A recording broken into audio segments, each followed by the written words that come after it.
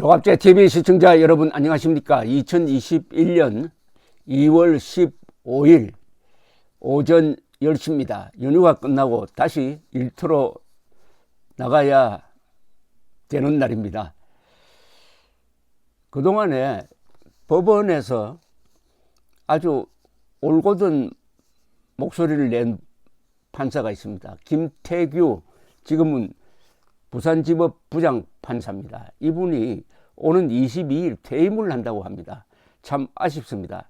현직에 있으면서 그렇게 아주 논리정연한 글을 발표를 하고 이걸 언론이 소중하게 다뤄줌으로써 그래도 아직 한국은 법치가 살아있다는 것을 보여준 분인데, 현직을 떠나서 다음에 또 무슨 일을 할지는 모르겠지만은 아무쪼록 이 청량한 목소리가 계속 한국의 이 혼탁한 사회에 울려 퍼지기를 바랍니다. 이분이 이제 옷을 벗으면서 책을 하나 냈다고 하는데 그 책 제목이 아주 흥미롭습니다. 이분은 글을 잘 쓰니까 제목도 잘 붙이는 것입니다. 잘 붙이는 듯 합니다.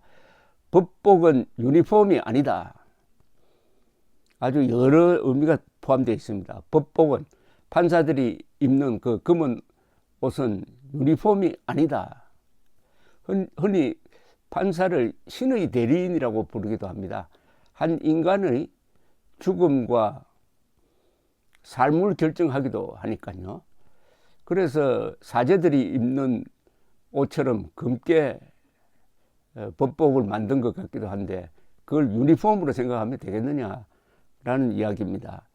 이 책을 이 조선닷컴 조선일보 이정구 기자가 요약을 했는데, 지금 법원에서 돌아가는 사정을 그 내부에서 관찰한 이야기니까 아주 핵심을 찌르고 그동안 바깥에서 궁금하게 생각했던 것을 단순 명쾌하게 정리해 주기도 합니다. 그는 최근의 이 거짓말 파문을 일으킨 김명수 대법원장에 대해서 이런 표현을 했습니다. 법원의 모든 것을 집어삼킨 대법원장의 거짓이다.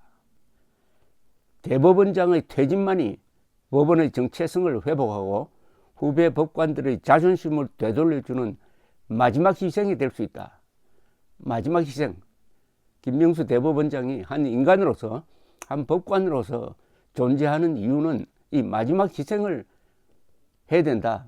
그렇게 해야 존재의 이유를 설명할 수 있을 것이다 라는 뜻입니다. 법관 임성건 부장판사, 탄핵 소추된 임성건 부장판사 개인의 기본권을 침해하고 권력 분립의 원칙과 법관의 정치적 중립이라는 헌법 대원칙을 무너뜨렸으며 거짓말을 한 대법원장이라는 치욕에 휩싸이게 되었다. 논리정연하게 정리를 했습니다. 기본권 침해, 그만두고 싶어 하는데 지금 탄핵을 할지 모르니까 기다렸다가 탄핵 받고 나가라는 게 이게 말이 되느냐 이겁니다. 이거는 정말 반드시 형사처벌을 해야 됩니다. 이렇게 부하가 상관으로부터 이런 대우를 받으면 되겠습니까? 아니, 직업 선택의 자유가 있는데 대한민국 헌법에.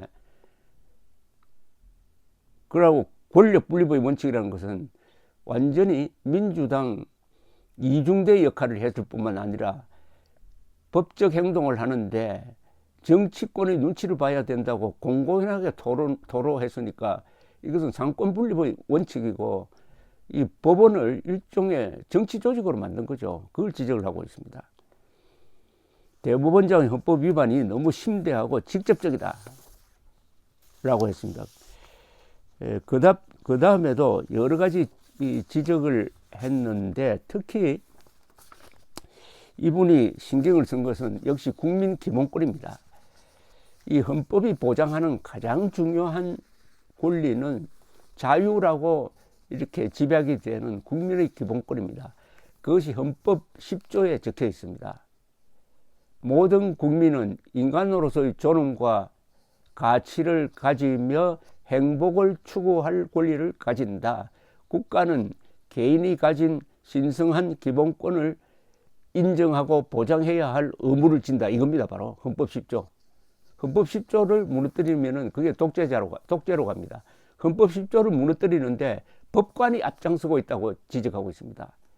법관이 앞장서고 있다는 겁니다. 쉽게 말하면은 표현의 자유인데 이 표현의 자유, 양심의 자유, 학문의 자유, 언론의 자유 이걸 다 뭉뚱그리면 이게 표현의 자유입니다.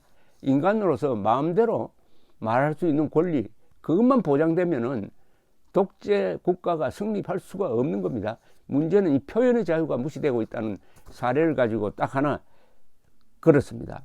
현재 우리 사회에서 많은 표현의 자유가 신음하고 있고 그 정도가 심각한 지경에 이르렀다. 특히 문재인 정권 들어서서 이런 일이 벌어지고 있으니까 이게 바로 문재인 정권을 독재화 정권이라고 우리가 규정할 수 있는 근거입니다.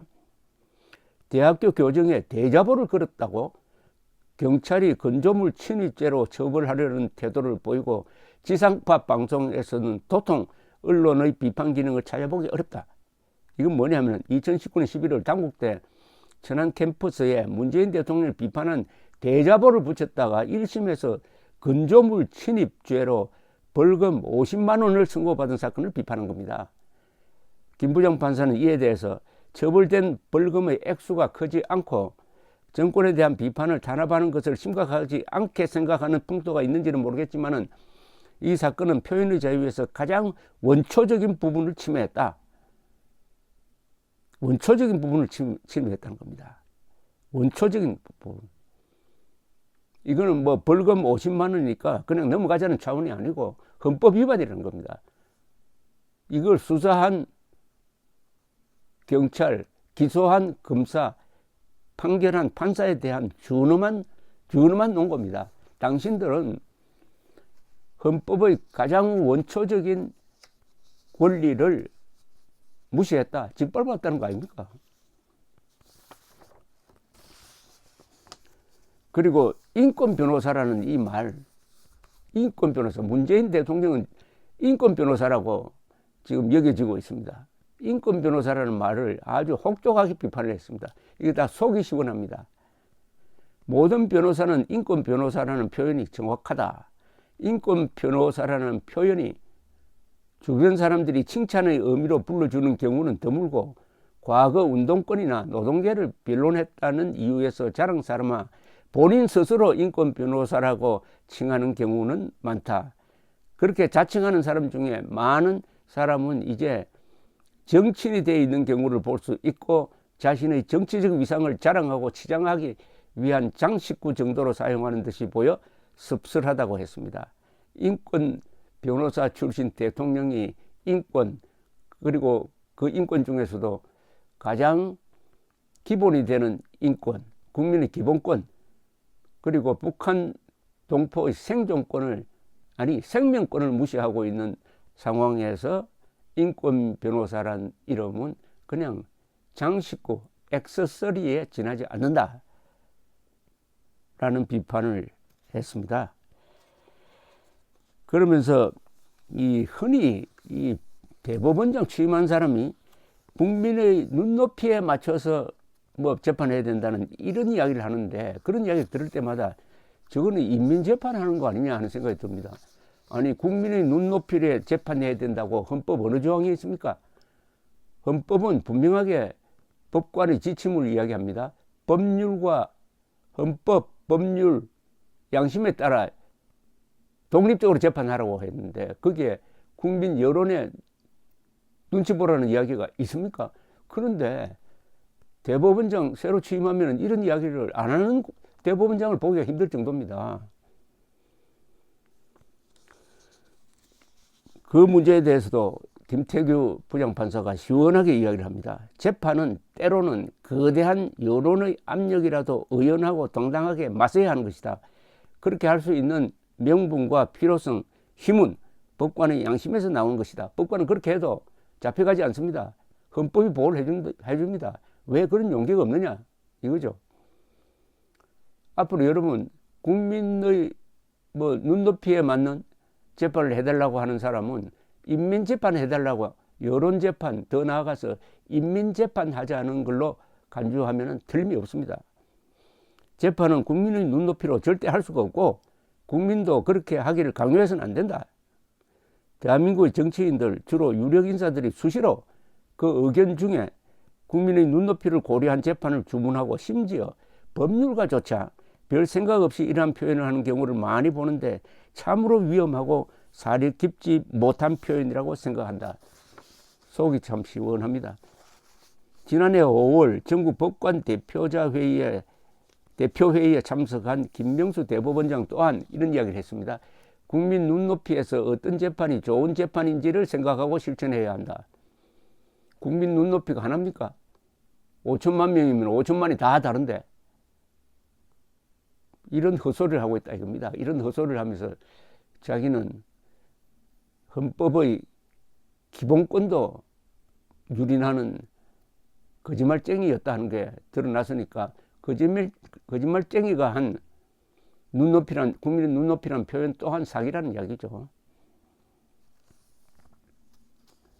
김 부장판사는 현 정권 출범 이후 사법부의 주류가 아니라 이건 뭡니까? 사법부의 하나의 특수조직이 되어가고 있는 국제인권법연구회 출신 등 이른바 김명수계 판사들을 정면으로 비판을 했습니다.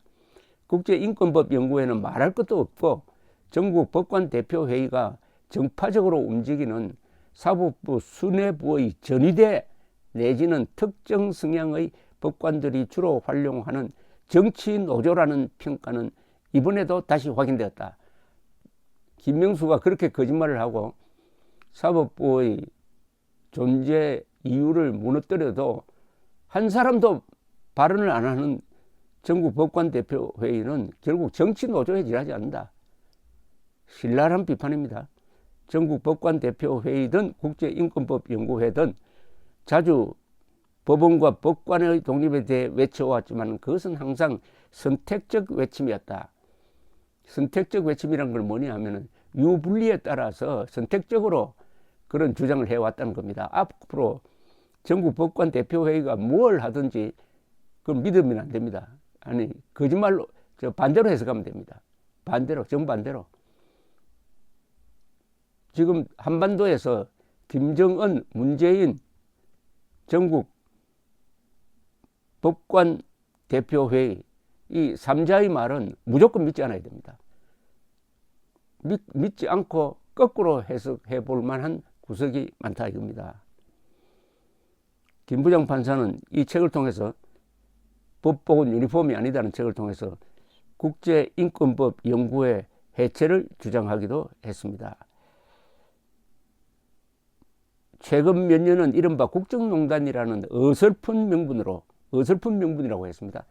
온 사회를 청산이라는 날카로운 칼날의 소리로 뒤덮는 듯한 느낌이다.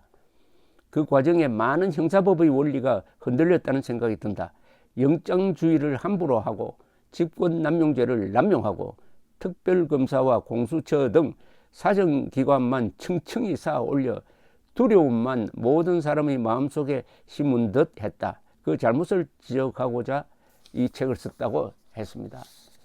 공포를 국민들의 뇌리와 국민들의 마음속에 공포를 층층이 쌓아 올리고 있는 문재인 정권이다. 는 화두를 던진 김태규 부장판사가 그만두더라도 이런 목소리를 계속 더 일관되게 자주 외쳐주기를 바라는 마음입니다. 감사합니다.